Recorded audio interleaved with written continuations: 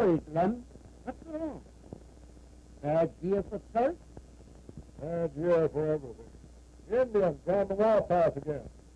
Flagged with French muskets and ammunition. Tankers never did have any use for the English. They're the most warlike of all the Iroquois. Why should that interfere with your trading? I'll tell you why. The French traders got there ahead of time, cleaned out all the best furs. They fill the savages with rum, give them fine uniforms, plenty of wampum. They do everything, turn the Iroquois against us. The French spend money, presents. What do? Look on. Oh, let me tell you, furs ain't the only things the French are buying from the Indians. They're buying hair, human hair. Them scalps was English scalps. Men, women, and children. Scalps? Yes, scalps. The Senators roused the other 6 nations and turned them against the English. The province of New York is likely to fall into the hands of the French. Well, why don't we do something about it? Who? Me? Please, let us talk about something else. We were having such a good time before this fella came in. Oh, you fat merchant. Sit here in New York without realizing you're sitting on a keg of gunpowder. If the 6 nations of the Iroquois take up the tomahawk for the French, why, they'll sweep the whole lot of you into the ocean. That is, after they've yanked off your scalps. The Crown desires our southern provinces to aid against the Indians. It's no fault of ours if they threaten to overrun the northern provinces. Why should we do anything about it? That's the very thing the Indians count upon. They understand what's going on among the colonies. There's no union. They have no single purpose. And I say to you, my good friend, it's a dream impossible of realization to unite these provinces. Why, do you know the colonies have now a population of more than 1 million? It appears that our red brethren have become restless again. If the province of New York were to fall, we of Pennsylvania might be in danger. You forget, Brother William, that we Quakers have a treaty of everlasting peace with our red brethren, the Indians. As long as they do not molest us. Benjamin Franklin greatly favored the Union. Hast thou read what he has written in his Pennsylvania Gazette about the Albany Congress?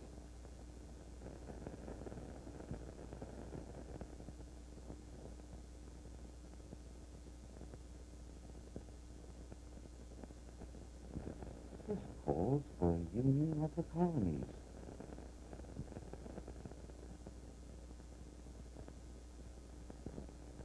I therefore move that commissioners prepare their opinion whether a union of all the colonies is not at present absolutely necessary for their security and defense.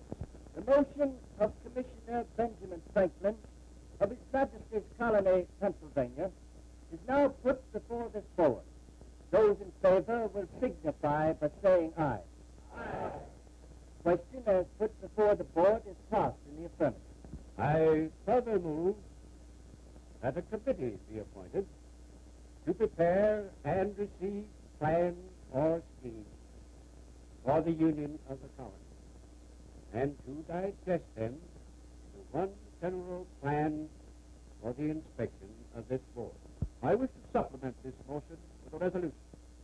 Resolve that each government choose one of their own number to be of that commission. Those in favor of supplementary motion signify by saying aye. Aye. Thomas Hutchinson, Esquire, from Massachusetts Bay.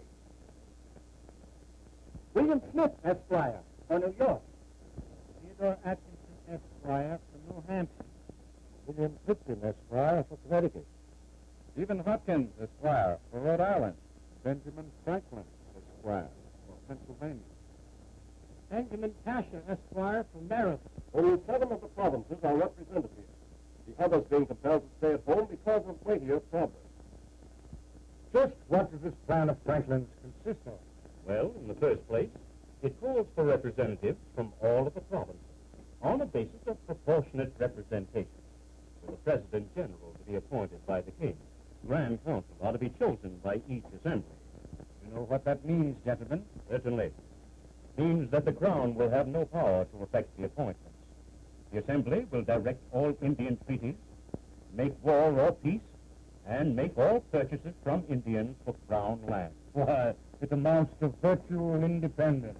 It will destroy the integrity of local self-government. Are they not different from those in Virginia, Georgia, or even Pennsylvania? I present to you Theodoga, better known as Hendrik, the Mohawk name, and patron of the other 5 great cities. In the name of George II, by the grace of God of Great Britain, France, and Ireland, and the colonies in North America, King, defender of the faith, brethren of the 6 nations, God bless you.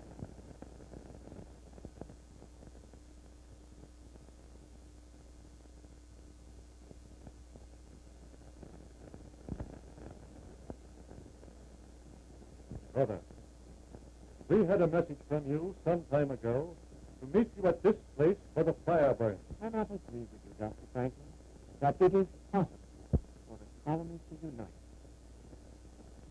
If 6 Iroquois tribes of ignorant savages were capable of forming a union that would last ages, yet 10 or a dozen in English colonies be incapable of forming a similar one. Hush. Let us hear what the Indian has to say. You have asked us the reason for living in this dispersed manner. The reason is for neglecting us for these 3 years past.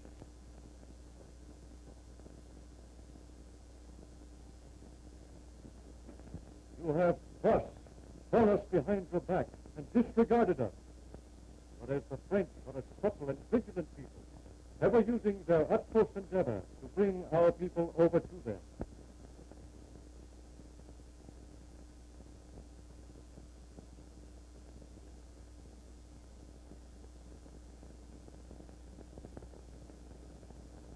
Plan for the proposed union of the several colonies for their mutual defense and security, and for extending the British settlements in North America.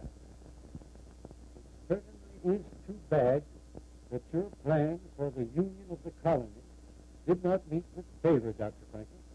The fate of the plan was singular. The Assembly did not adopt it, as they all thought there was too much prerogative. And in England, it was judged to have too much of the democratic. What will the Crown do now? The Crown has already taken the first step.